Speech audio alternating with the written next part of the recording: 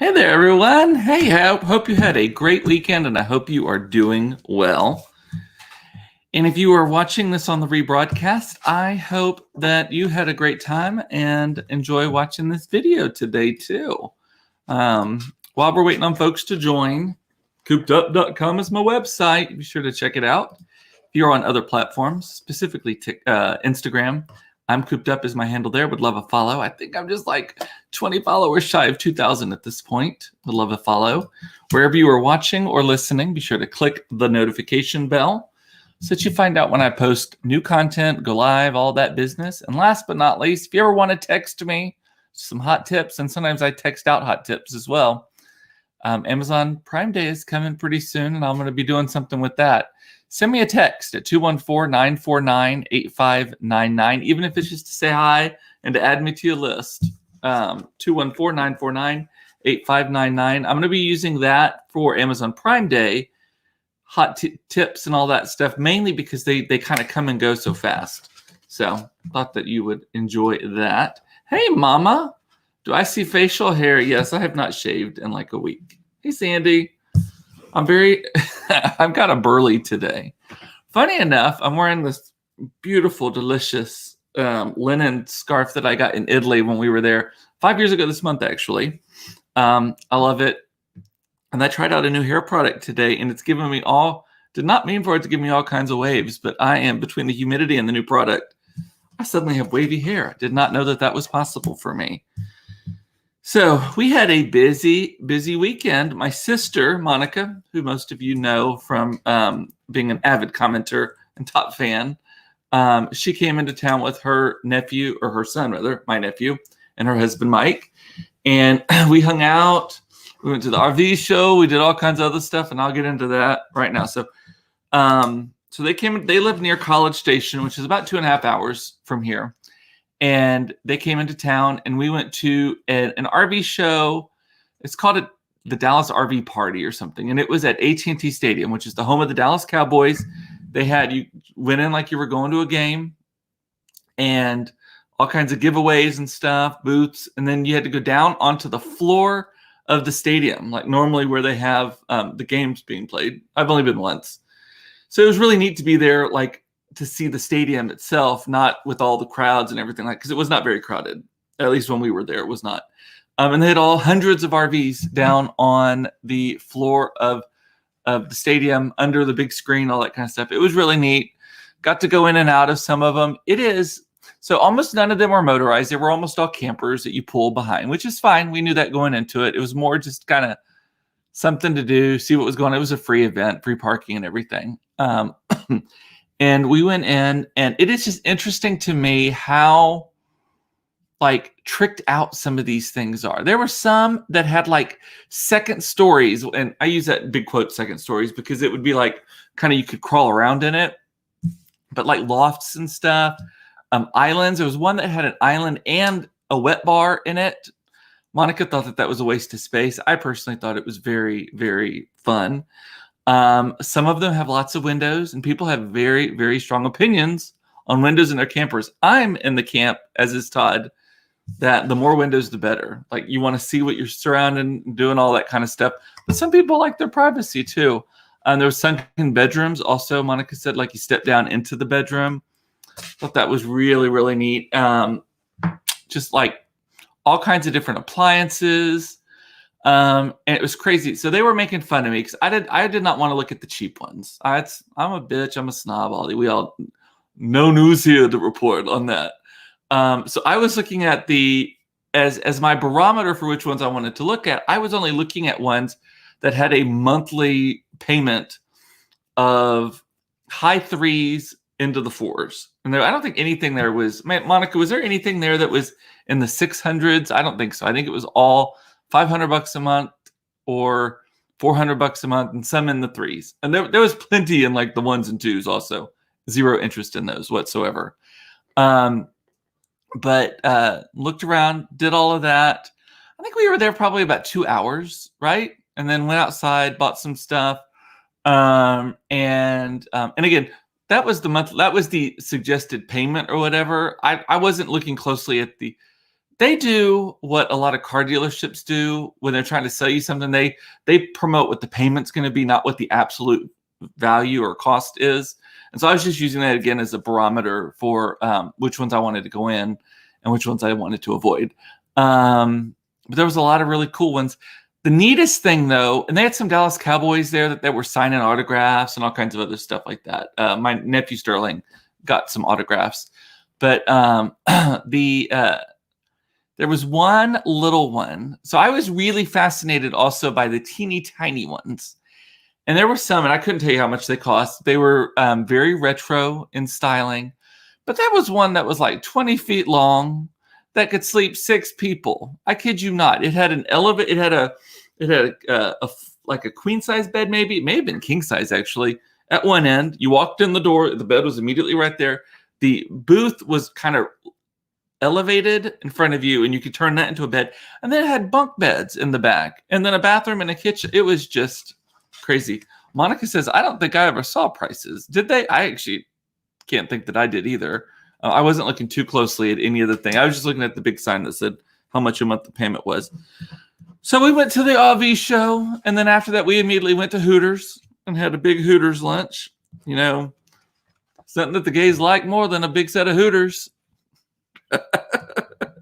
And we saw all of them there, and had a few drinks, just hung out, and then came home. No, what do we do after that? We went, oh yes, I totally forgot. We went to total random thing. It just happened to come up in conversation that Clyde Barrow, you know, Bonnie and Clyde, he is buried like 2 blocks from my house. Like you cross the highway, there's a small bridge you can cross on the highway. You can walk there even. We did not. And then it's like 1 block over. And Monica brought up, Bonnie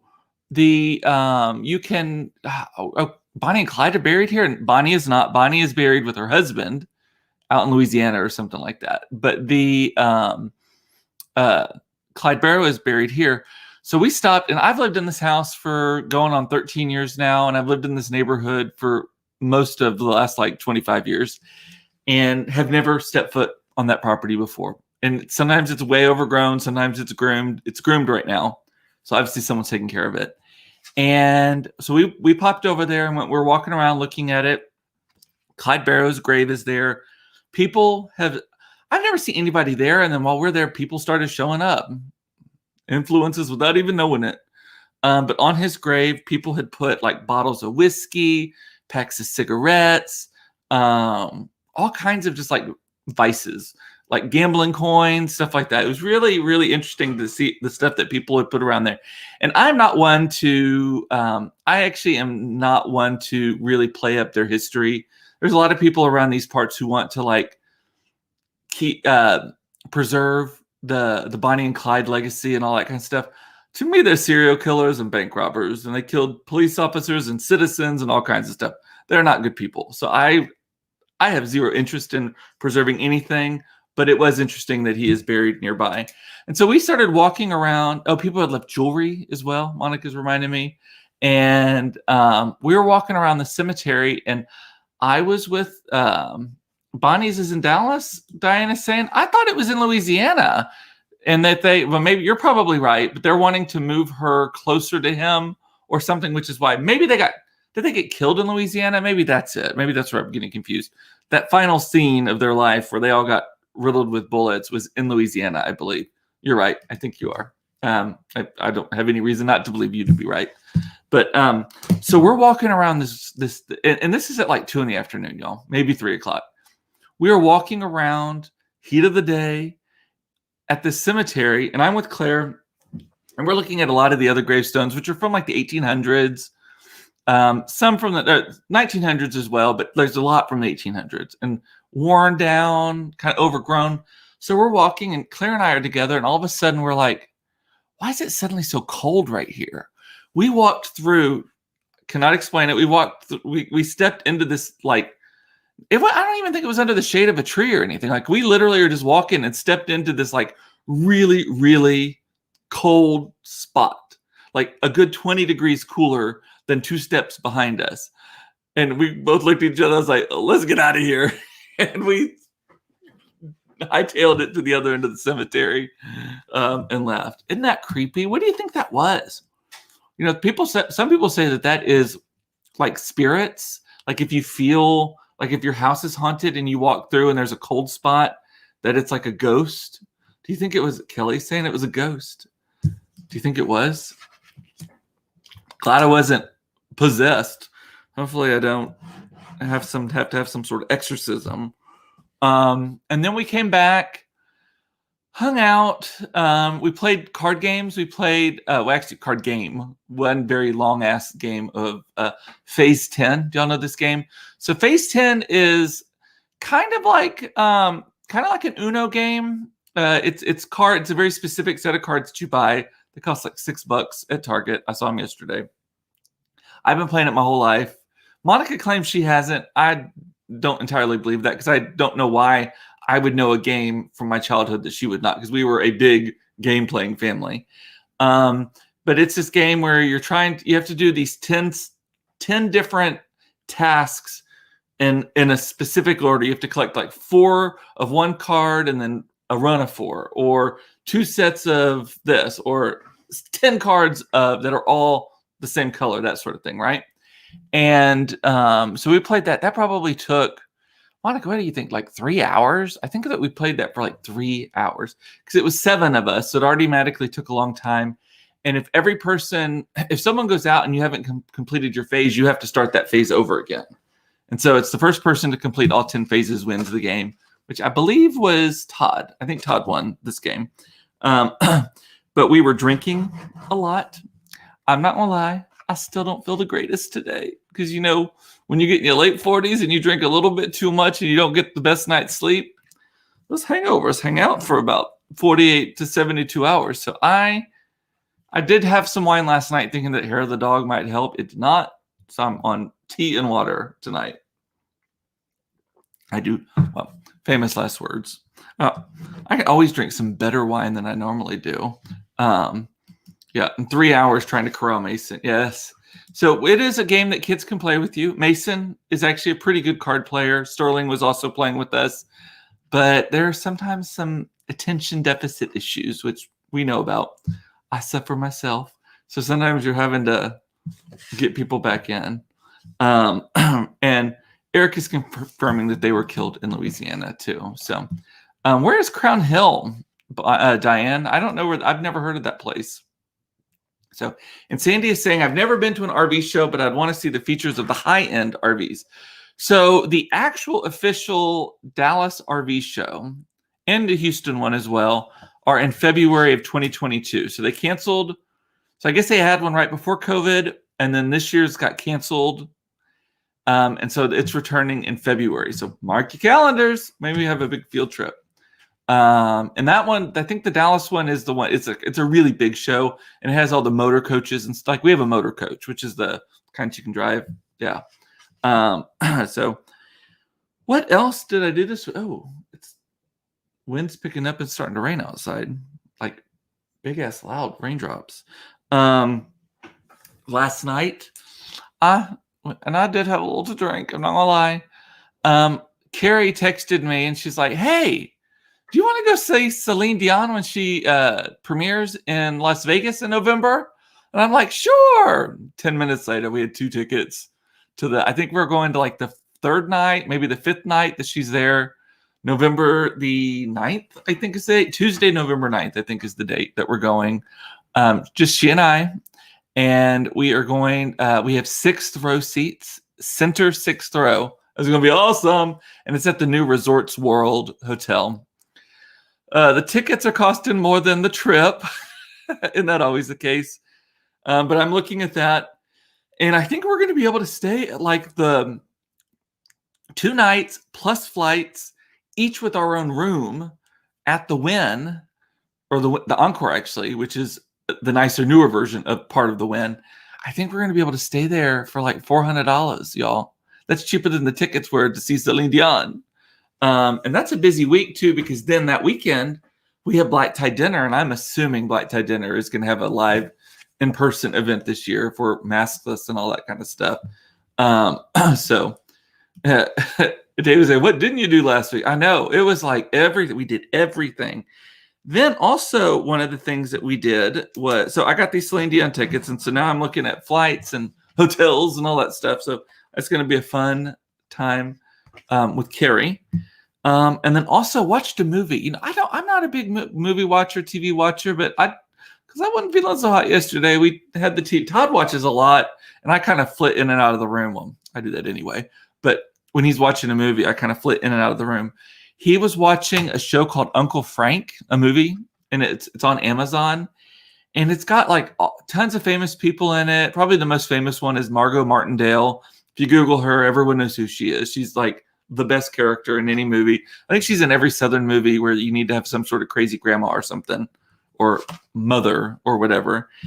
But oh my God, y'all, it was very good. But like someone's like, how many times did you cry? I'm like, just once for the whole last 30 minutes of it. It's a great movie. Look it up, Uncle Frank on Amazon. If you have Amazon Prime, it is free. Speaking of Amazon, did y'all see that Amazon is going to buy MGM? That was breaking news this afternoon. I don't know if it's officially been announced, but I saw a Wall Street Journal breaking news alert that MGM or Amazon has a bid in or something. There's something. It's pretty close to official that Amazon is going to buy the movie studio MGM for some like gazillion, billion, trillion, bazillion dollars. This is news. Just keep that in mind. But it was a lot of money.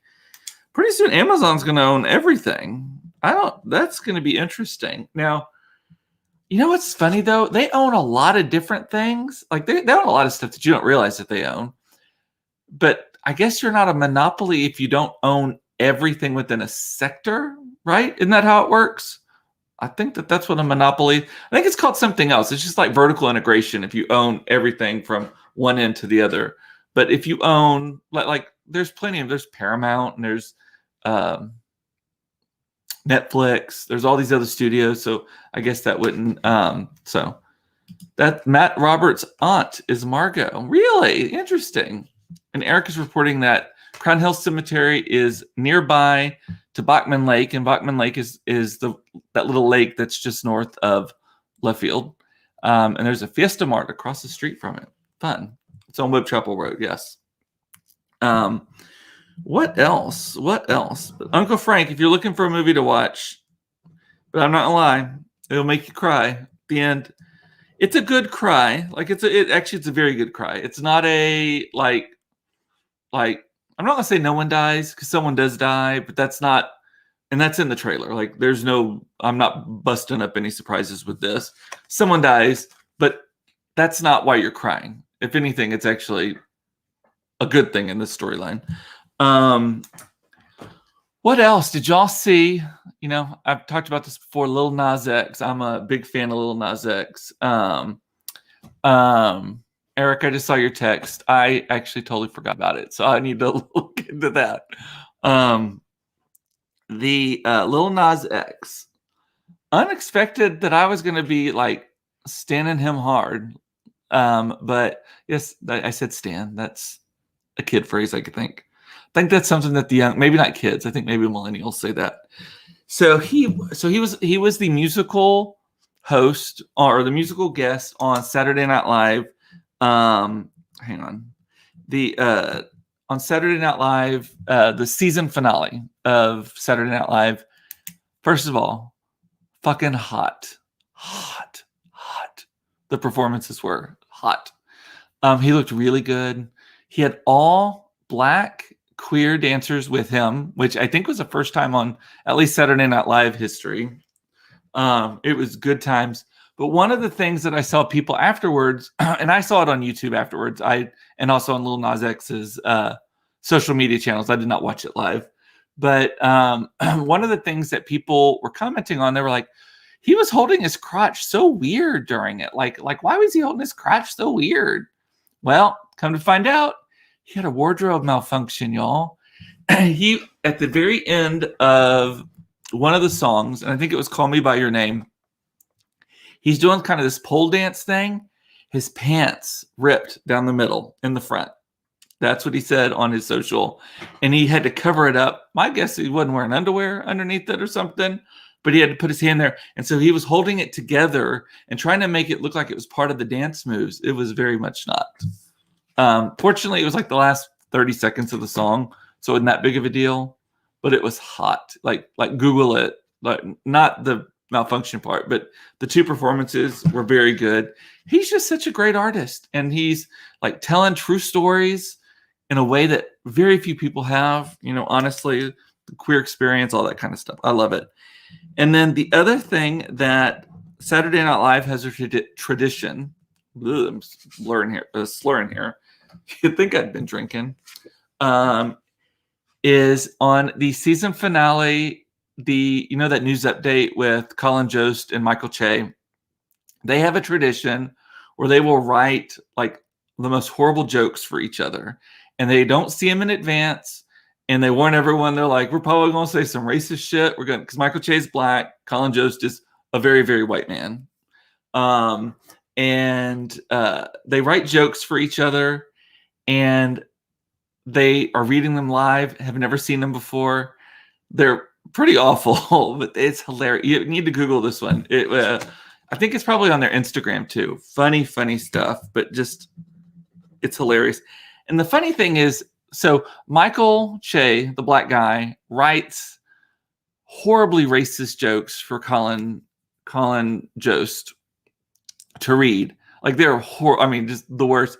And everyone's laughing, everyone's losing their minds about it, but it's hilarious because it's in the spirit. So he's obviously didn't write these jokes, and he's reading them. It's kind of like a punked situation. So funny. Normally racist jokes are not funny, but in this case, when it's a black man writing it to make fun of a white guy reading it, it works, right?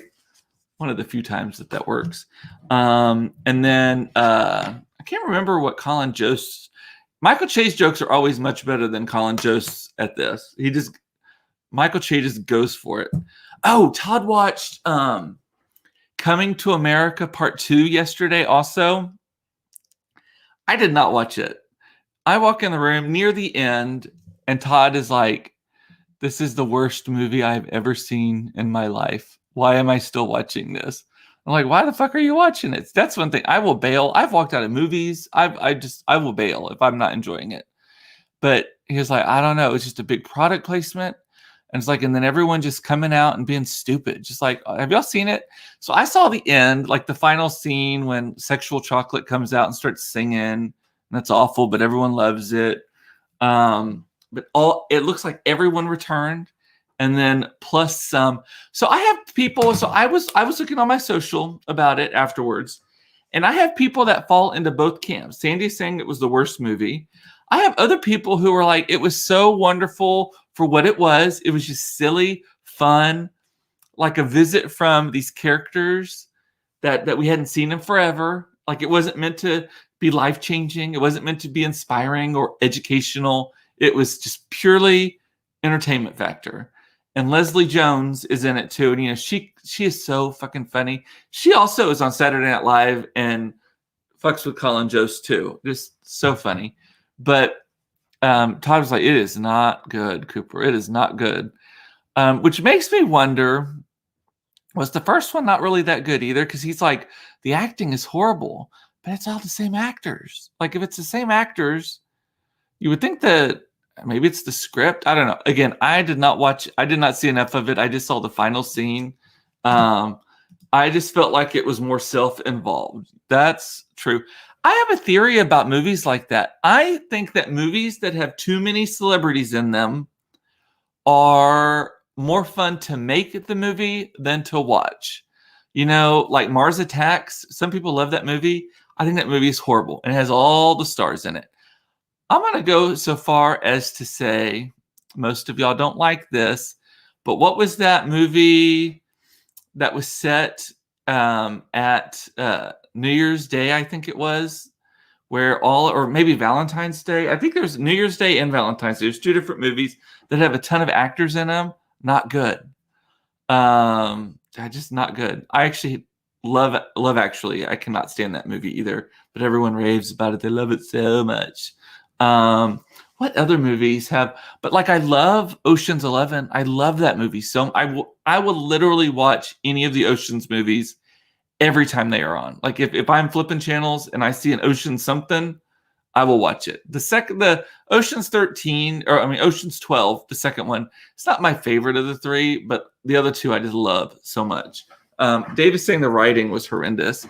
The part that I saw of Coming to America 2 was that they were just like everyone is coming out and just being that character that they were, like all the old men that Arsenio Hall was and Eddie Murphy were, like in the barbershop and all that kind of stuff.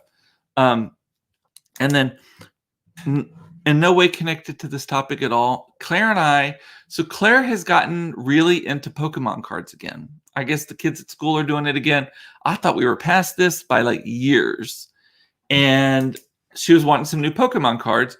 And so we go to Target, and there's a sign at Target that says, "For the safety of our customers and public, we are no longer carrying Pokemon cards, NLB cards." Is that right? NFL card, something, whatever all the different trading cards are. We are no longer carrying trading cards for the safety and health of our customers and people. I was like, what the hell is that about? So we get back to the car, totally defeated that we didn't find some Pokemon cards.